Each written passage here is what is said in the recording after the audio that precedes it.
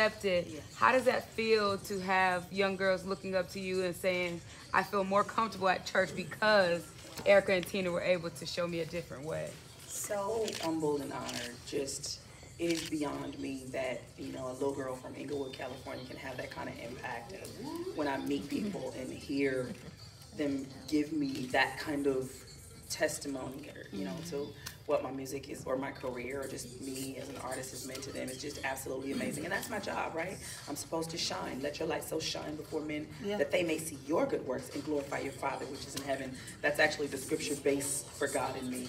You know, especially what you don't know is when I go home. So they see me, but I hope you understand that I'm praying. I hope you understand that I'm trusting God. And so I hope you understand that I'm believing in God, believing in who He called me to be, and not taking anything less than God's absolute best. So it's just, it's amazing to find out that that's really happening, you know, with young girls across the world. Awesome. Right here, you in the black. Hi, Jacqueline Sanders with Inspirational Sounds. I know you grew up with a musical family. Yes. Can you tell me what it was like to grow up with all that music and all your sisters? Tell me a little bit about growing up in your home. Let's see, there was music all the time. So whether it was gospel songs or us making up funny, silly songs, we made up songs about everything. If you follow my sister Tina, she has a birthday song that's usually just crazy and outlandish just because music is so life-giving. You know, there's so much joy. If you ever read the book of Psalms, those are all songs. And what I love about it is what my mom taught me. When I was a little girl, we would have to come around the bed and my dad would pray. And my dad would make me sing. One of the songs that I would sing all the time was Ordinary People by Danny Bell. So I've loved music forever. My father was a big Winans fan. My mom a big Hawkins fan. So that was the music in my house, listening to Daryl Coley, Chariots Coming, and, or even GMWA records. There was just so much music. My mom was over the choir. And before I was in the choir, she would help me. She would have me help her pick out parts. So on Saturday, before she went to rehearsal, she'd be like, what's the alto part? And I would pick it out. Of course, shortly thereafter, she was like, a time to get in the choir. I was about 12 years old, and I didn't really want to, but I'm so grateful because I think I'm standing here today because my parents cultivated our gifts. My parents cultivated what we wanted to do and pushed us. Like if I was singing and I wasn't moving, my mom would be in the back room going like this, like, can't nobody see nothing, but come out from behind the pulpit, move. Or she would do like this, walk, or, you know, she would do those kinds of things to make sure that we were spring. So my mom used to sing, Walk Around Heaven. She said, if you singing Walking Around Heaven, you better walk around the stage. I'm like, but I'm so grateful that she pushed me in that way. And so it's a great part of my story, just my mom and dad pushing us. All right, everybody, we got to get Erica back to the theater. So okay, I'll take one more. Okay, one more. all right, one more. Okay, I'm going to do somebody new right here in the page. Hi, Patrice Lesser from Indigo Inspired.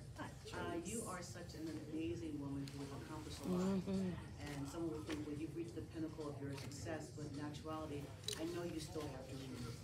And what are those dreams? You don't mind sharing. You know, it's so funny because I still feel new in a lot of ways. I know that sounds crazy, but I still feel like there's so much to do. Spiritually, for sure, so much to do.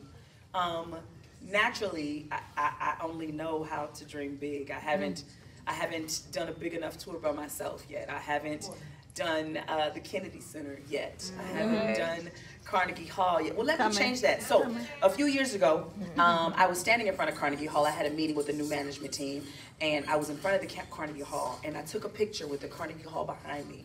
And underneath, I said, I'm going to sing here one day. And then I put a bunch of other countries. I'm going to go here. I'm going to go there. No invitations. Ain't nobody called my number. And last year in the pandemic, beautiful, beautiful couple called, and they do a Christmas event at Carnegie Hall every year. And she said, I actually saw your post. And I said, you know what? I actually like her and her music. And she asked me to be on it. So this year, one of my dreams, God is faithful, He's amazing, and I'm so, so grateful. Yes, He is. Thank you, everyone. Thank you. Well, let's get it started. Who wants to start off with the first question? In the back, in the gray. Broke out ATL, internet radio. How difficult, what kind of a challenge was it for you to read that drum? I think it was a challenge because anybody who grew up in a family like mine, you know, we're still in love with each other. We love each other so much. And so I think I just felt like I was abandoning.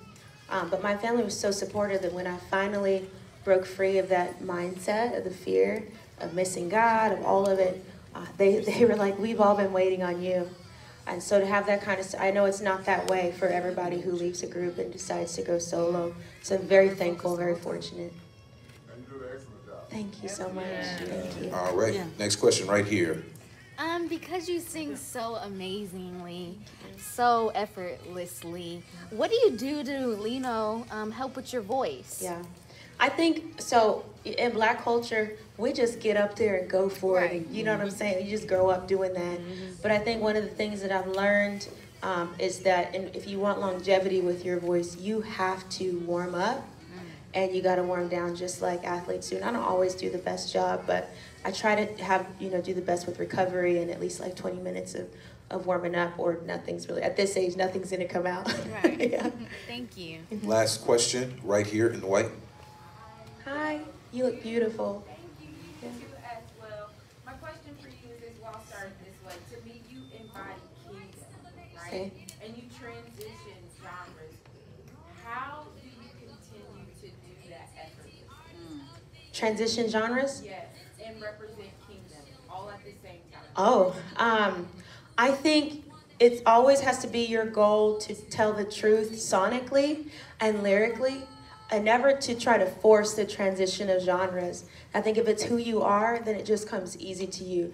And if you're just like, this is popular, so I'm gonna try to make it work, everybody's gonna know. And people relate to the truth. They celebrate your wins, but they can relate to your weaknesses. And you talking about the real, and everything that you walk through and that God's kind of brought you through. And so I just try to tell the truth every time. Otherwise, I can't minister it well. Amen. All right, ladies and gentlemen, dope. Thank you, guys.